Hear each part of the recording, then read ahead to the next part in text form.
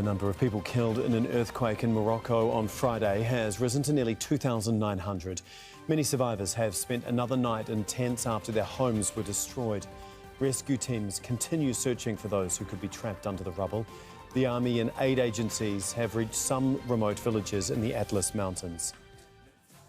Well, Nicholas Haag is live from Wergan, south of Marrakesh, and it's been 4 days now since the earthquake. Can you just give us a sense of what it is like there? Is there a growing frustration or anger at the lack of aid getting through to some of these hardest hit areas? Well, look, Tom, we're 20 kilometers away from the epicenter. That's just behind those steep mountains behind me. Now, you said in your intro that some villages were accessed, but many villages have not received any aid. And we've seen helicopters, Chinook helicopters and other helicopters going back and forth above these mountains to try to survey the situation.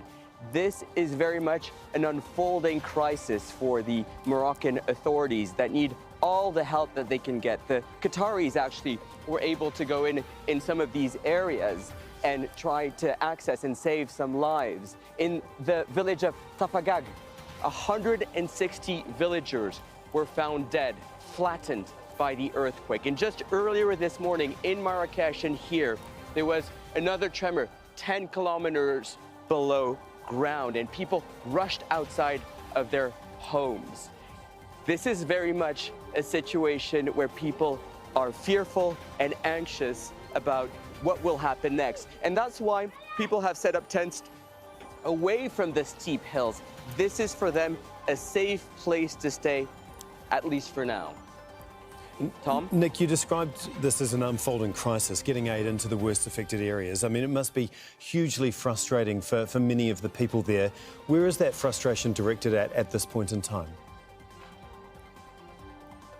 Well, look, here in this area, I mean, a lot of people are relying on each other to make things happen. Let me just show you around in this area where people have set up tents, and there right now children are working to set up tents, not aid agencies, not government officials, but families gathered together, survivors helping each other.